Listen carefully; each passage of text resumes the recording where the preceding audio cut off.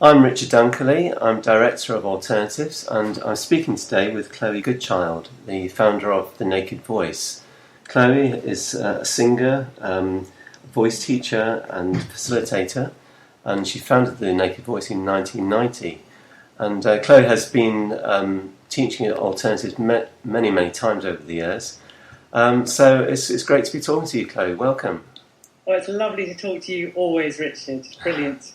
Yeah. Chloe, I just wanted to ask you a bit about your early life and how did you become a voice teacher? Well, yes. Between the ages of 3 and 8, I was actually deaf. And this was following a traumatic surgery on my ears.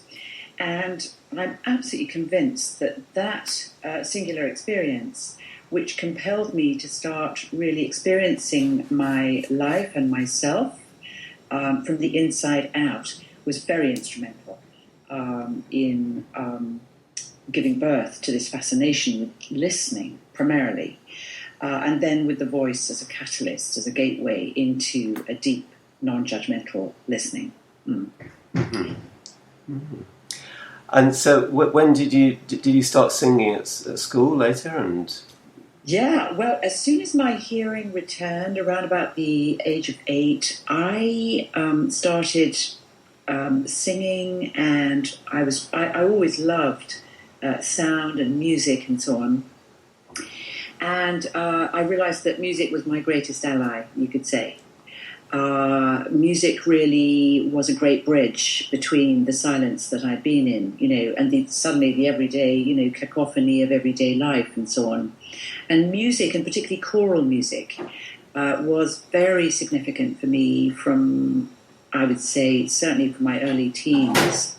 And I was lucky to be able to live in London and have access to all the, choral opportunities there. I visited the Saturday morning school at the Royal Academy of Music and the Royal College of Music, and was just immersed myself in music, if you like. But it was really choral music that demonstrated to me how powerful sound, and particularly vocal sound, can be, in generating harmonious relationships, even of the most challenging kind. Mm-hmm.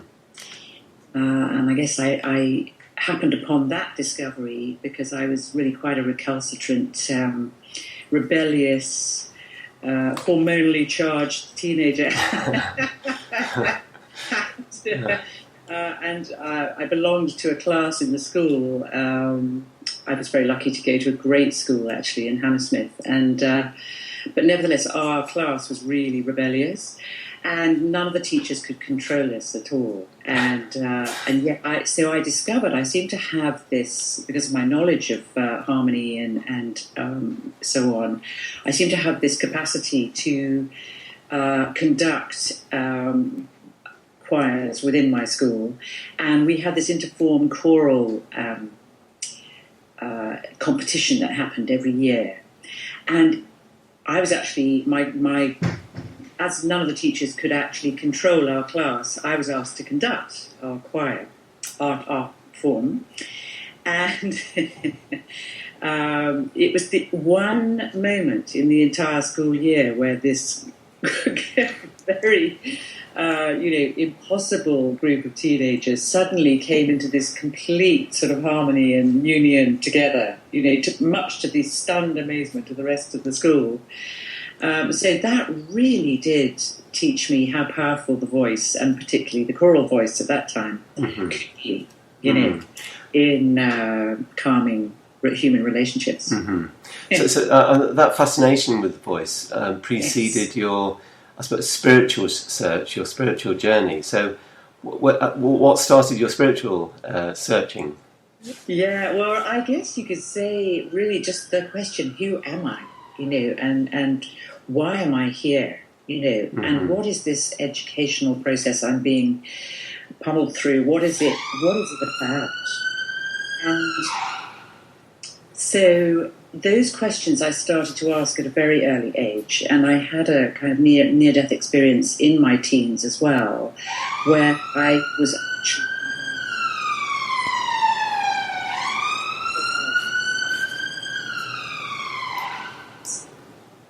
And so I basically, during that time, that I really started to ask myself the question, what is this schooling process all about?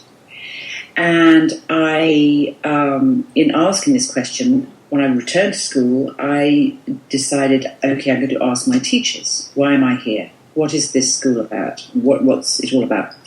Seeing as music was the only thing that made any sense to me, really. I mean, I seem to be very blessed with the capacity to do quite well in the academic subjects. But particularly after this near-death experience, which catalyzed these questions, I lost interest in the academic dimension and started to move into this more deeper self-inquiry around, my own spiritual life. So that was really where it started kicking in, especially as my head teacher, who was brilliant, she just really sat and listened to my questions, but didn't seem to have a huge number of answers. But nevertheless, her listening itself, was able to at least gave me the opportunity to start giving a language and enter a conversation about the whole question of who am I and why am I here? Mm-hmm. And then it was in the later years, really. I went to Cambridge. I studied music there, music and education, because I was absolutely determined that music was going to, and as a teacher, I was going to change the world through music at that point, because I was very disillusioned with the educational system and the educational structures, the excessive focus on competition. Mm-hmm. And on the technical subjects and the scientific subjects at the expense of music. Music, sadly, was and to a large degree continues to be quite a low status subject on the curriculum. And so I set to really exploring how I could, number one, change the institutional structures through music. That was a question I held for myself. Would it be possible to actually change the, issues of institutional violence, for example, and conflict that children are facing in schools because they themselves are not satisfied with the education system either? Is there a way in which music and sound, particularly, and the singing voice itself, can really come in and start making its own contribution to the whole question of what is education really for? Mm-hmm. And how can we create a conscious, an education system that creates conscious human relationships? Mm-hmm. And I know you sort of travelled to India and lived there for quite a while. Was there a particular point in your journey when you realised that you wanted to do this type of voice training, which is very much a sort of spiritual emphasis? Yes, well, absolutely. I mean, it's really thanks to my absorption and immersion in the whole repertoire of Western sacred music as a child and teenager, and then a student at Cambridge. There was a huge amount of choral opportunities there too, that I started to, I just became very high on all this incredible music, Mahler and Beethoven and, Benjamin Britten's Requiem, and all this incredible music that I was able to sing and had the opportunity to sing with hundreds of other people. But nevertheless, I always felt there was still, even in that, there was something missing. My awareness kept on being sent through the music up and out of my body. So I wanted to embody the sound more, and that's really what took me to Africa primarily, and then to India. And it was really in India where I discovered how the voice is absolutely the heart of the spiritual tradition and philosophy of Advaita and non-separateness, non-duality, and that whole understanding, and how the singing voice is revered, as a catalyst for a deepening into a spiritual experience of who we are and why we're here. Mm-hmm. So this started to really answer my questions. And so I got involved in Indian music and North Indian music particularly. And of course, that very much allied with my own love of devotion and prayer and so on, which was already established, having had a wonderful father who was actually a bishop in London. And so I'd had all that access to the whole Christian story, you know. But really, it was through the gateway of Indian vocal philosophy that I was able to start embodying the questions I was asking. It was through the sound itself, and particularly through the energetics of the sound and how sound hits different parts of the body, you know, from the root right up into the forehead and the crown, that I started to discover, my goodness, there's a whole conversation, there's a whole spiritual language here that's possible for myself and for others. And so the Naked Voice, which came into being in 1990, was born. And you've been leading groups worldwide really since then, and I guess it's your great joy to do that.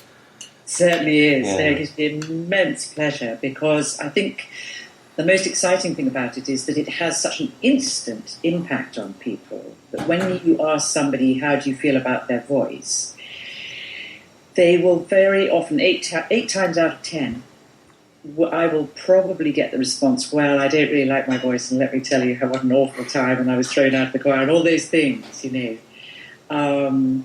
But if you actually ask somebody to sing how they feel, you know, how do you feel today? It cuts through the whole I'm not a singer game, you know.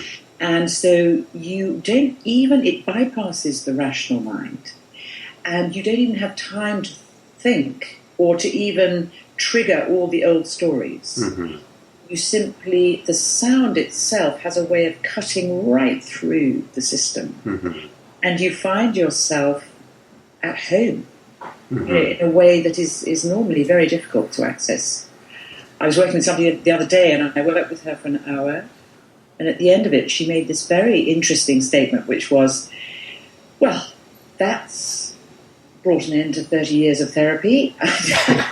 You know, it was very interesting that her experience was, you know, that the direct non-verbal experience with sound in the early stages of our work really helps people, absolutely everyone, to realise they not only have a voice, but they have a unique voice which is a gateway into their relationship with the soul and the spirit and with the purpose of their life. I love with a small group doing OMS, and I guess that cuts through the I can't sing business, because it's just so simple and everyone can do it. So it is that simple, and of course the OM is the most all-encompassing, universal sound of sounds, and mother of mantras. So, Chloe, you're going to be speaking with us on the 14th of September at Alternatives on your book, The Naked Voice, Transform Your Life Through the Power of Sound.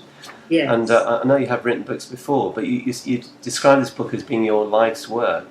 And Yes. do you think it captures everything that you want to say? Well, I think I'd probably have to put to date at the end of that sentence. Yeah.